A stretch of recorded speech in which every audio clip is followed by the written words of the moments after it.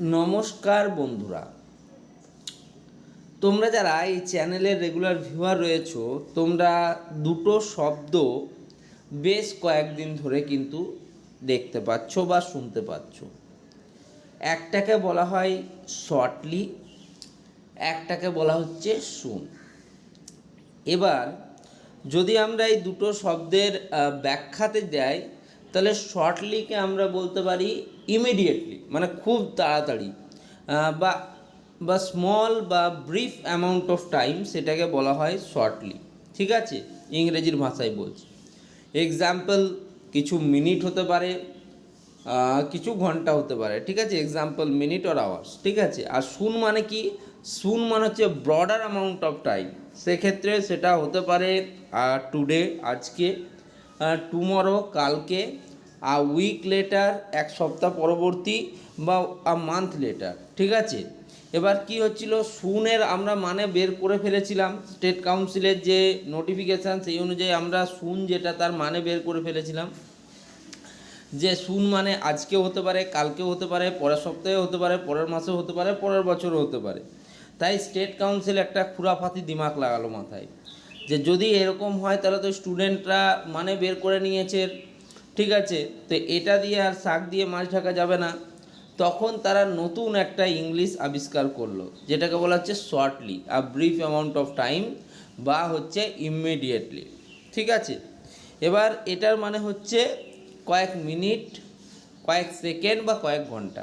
ঠিক আছে, তার মানে তোমাদের এই যে রেজাল্টটা, যেটা কিন্তু অনিশ্চিত ছিল, সেটা কিন্তু এক কথায় নিশ্চিত হলো যে হ্যাঁ, রেজাল্ট বেরোবে।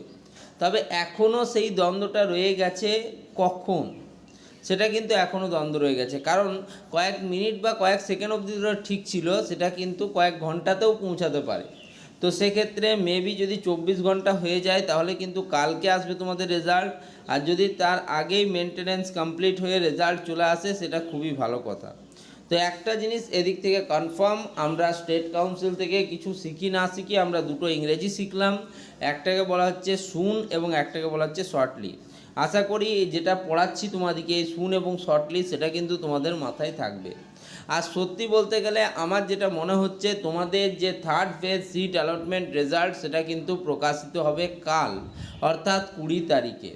ঠিক আছে, কাল 20 তারিখ, বৃহস্পতিবার, কাল কিন্তু প্রকাশিত হতে পারে তোমাদের third phase seat allotment result. আজকের বেরোবার সম্ভাবনা একটু কম, যদি দেখো বেরিয়ে যায়। সত্যি বলতে গেলে, যদি তোমাদের স্টুডেন্টদের সুবিধা কাউন্সিল বোঝে এবং আজকে যদি তোমাদের রেজাল্ট বেরিয়ে যায়, সেটা কিন্তু সব থেকে বেস্ট অপশানস কিন্তু হবে স্টুডেন্টদের জন্য এবং আমাদের জন্য। কিন্তু যদি না বেরোয়, সেক্ষেত্রে কালকের দিনেই কিন্তু বেরোবার ম্যাক্সিমাম চান্স লক্ষ্য করা যাচ্ছে। ঠিক আছে, তো যাই হোক, আমি একদম আমার যেটা মনে হচ্ছে সেটা নিয়ে আমি কথা বললাম। এটা কোনো অফিসিয়াল বা আনঅফিসিয়াল নোটিফিকেশান কিন্তু নয়। তাই আমি আগেই তোমাদেরকে সাবধান করে দিচ্ছি যে এটা অফিসিয়াল বা আনঅফিসিয়াল নোটিফিকেশান নয়। তখন যদি না আসে রেজাল্ট, তখন আমাকে গালাগাল দেওয়ার কোনো মানে হয় না।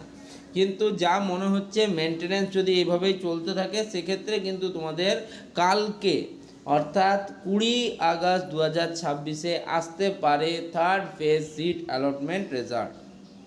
এবং প্রত্যেককে তার আগেই বলে দিই, স্পট কাউন্সিলিং যারা জিজ্ঞেস করছিলে হবে কি না, তো নিশ্চিতভাবে এবছর কিন্তু স্পট কাউন্সিলিং হবেই হবে।